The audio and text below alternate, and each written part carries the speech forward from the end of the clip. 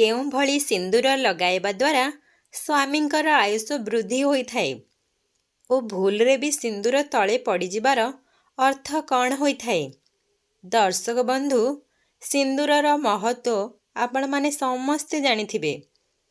ତେବେ ଏହି ବିଷୟରେ ଚାଲ ବିସ୍ତୃତ ଭାବରେ ଆଲୋଚନା କରିବା। ଭାରତୀୟ ସଂସ୍କୃତିରେ ସିନ୍ଦୁର ଏବଂ କୁମକୁମରେ ଅଧିକ ମହତ୍ତ୍ୱ ଦିଆଯାଇଛି। ଆମ ଦେଶରେ ସିନ୍ଦୁର ଏବଂ କୁମକୁମ ବିବାହିତ ମହିଳାମାନଙ୍କ ପାଇଁ ବହୁତ ଅଧିକ ମହତ୍ତ୍ୱପୂର୍ଣ୍ଣ ଏବଂ ପ୍ରମୁଖ ଶୃଙ୍ଗାର ହୋଇଥାଏ।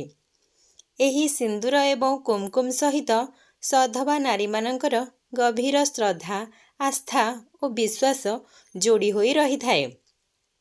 ମଥାରେ ସାଜିଥିବା କୁମକୁମ ଓ ସିନ୍ଥିରେ ଭରିଥିବା ସିନ୍ଦୁର ବିବାହିତ ମହିଳାମାନଙ୍କର ମାନ, ସମ୍ମାନ ଏବଂ ଅଭିମାନ ହୋଇଥାଏ।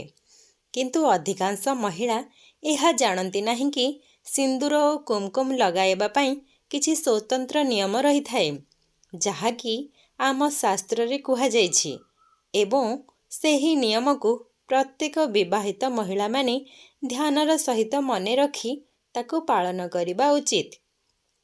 ତାପରେ ଯାଇ ତାଙ୍କର ସିନ୍ଦୁର ଓ କୁମକୁମ ଲଗାଇବାର କିଛି ଅର୍ଥ ହୋଇଥାଏ। ଆଜିର ଏହି ଭିଡ଼ିଓରେ ଆମେ ଆପଣମାନଙ୍କୁ ହିନ୍ଦୁ ଧର୍ମରେ ସିନ୍ଦୁର ଏବଂ କୁମକୁମର କ'ଣ ମହତ୍ତ୍ୱ ହୋଇଥାଏ ସେହି ବିଷୟରେ ଜଣାଇବୁ ଏବଂ ଏହାକୁ ଲଗାଇବା ସମୟରେ ମହିଳାମାନଙ୍କୁ କେଉଁ କେଉଁ କଥା ପ୍ରତି ଧ୍ୟାନ ରଖିବା ଉଚିତ ତଥା ଏହାର ଅନ୍ୟ ଲାଭ ଏବଂ ମହତ୍ତ୍ୱ ବିଷୟରେ ଜଣାଇବୁ। ଆସନ୍ତୁ ସର୍ବପ୍ରଥମେ ଜାଣିବା କି ସିନ୍ଦୁର ଏବଂ କୁମକୁମ ଲଗାଇବାର ଧାର୍ମିକ ବିଷୟରେ ଏବଂ ତାପରେ ଆମେ ଜାଣିବା ମହିଳାମାନଙ୍କୁ ସିନ୍ଦୁର ଲଗାଇବା ବିଷୟରେ କେଉଁ ଭୁଲ କରିବା ଉଚିତ ନୁହେଁ।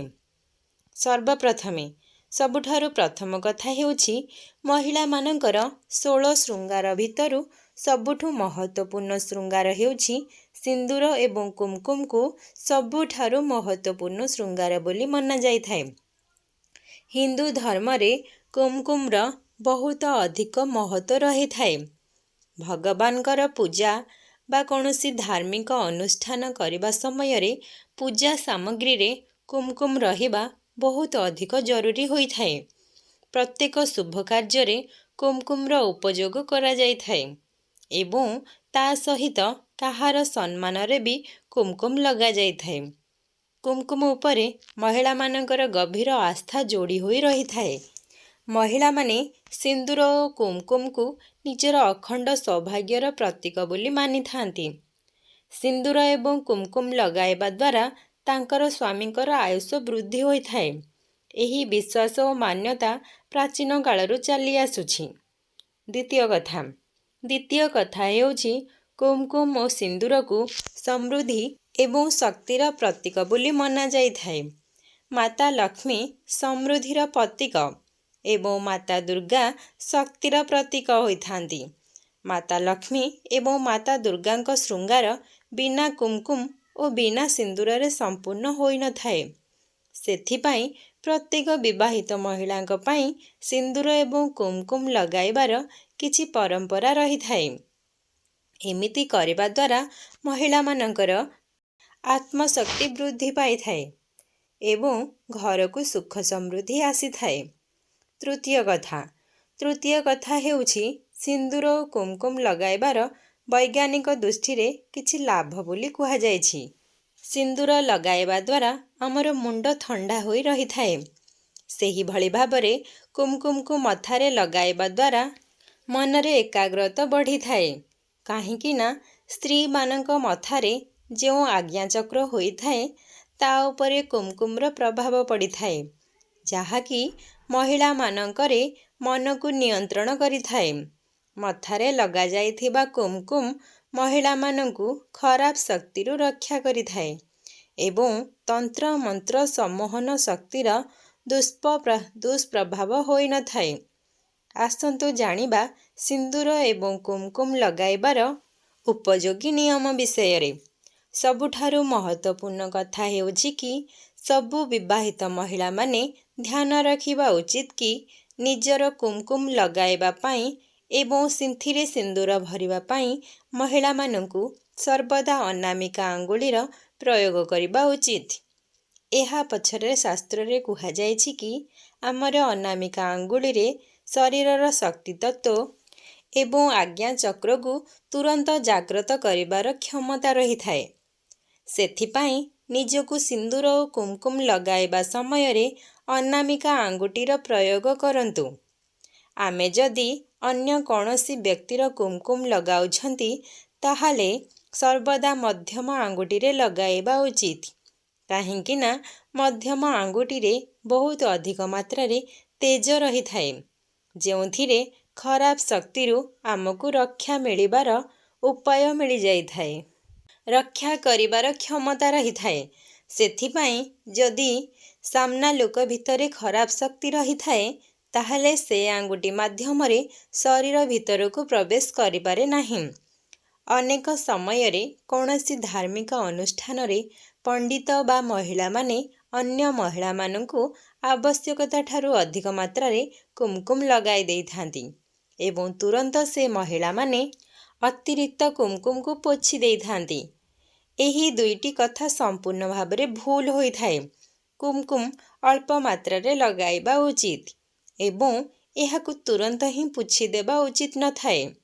ମଥାରେ କୁମକୁମ ପୋଛିବାକୁ ଅଶୁଭ ବୋଲି ମନାଯାଇଥାଏ। ଏହା ମଧ୍ୟ ଧ୍ୟାନ ରଖନ୍ତୁ କି ଅତିରିକ୍ତ ସିନ୍ଦୁର ଯଦି ନାକ ଉପରେ ପଡ଼ିଯାଇଥାଏ ତେବେ ଏହା ଅତ୍ୟନ୍ତ ଶୁଭ ବୋଲି ମନାଯାଇଥାଏ। ଏହି କଥା ଆପଣଙ୍କୁ ଏହା ସଂକେତ ଦେଇଥାଏ କି ଆପଣଙ୍କ ସ୍ୱାମୀ ଆପଣଙ୍କ ପ୍ରତି ସଚ୍ଚୋଟ ହୋଇଥାନ୍ତି।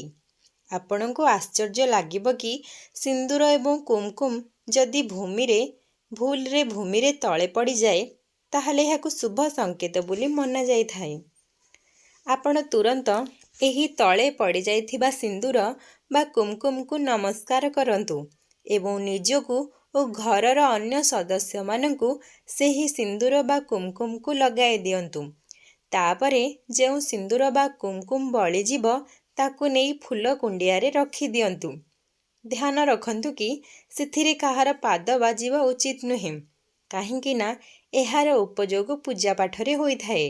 କେବେ ବି ଅନ୍ୟ କୌଣସି ବ୍ୟକ୍ତିଙ୍କ ସାମ୍ନାରେ ନିଜ ମଥାରେ ସିନ୍ଦୁର ଭରନ୍ତୁ ନାହିଁ। ଏମିତି କରିବା ଦ୍ୱାରା ସ୍ୱାମୀ ସ୍ତ୍ରୀ ମଧ୍ୟରେ ଅଶାନ୍ତି କଳି ଝଗଡ଼ା ବଢ଼ିବାକୁ ଲାଗିଥାଏ।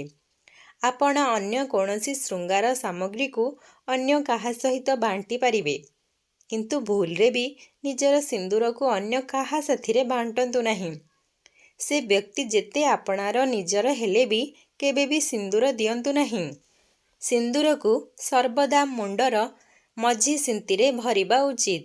ଏହାକୁ କେବେ ବି ସାଇଡ୍ ବା ଏପଟ ସେପଟ ଲଗାଇବା ଉଚିତ ନୁହେଁ।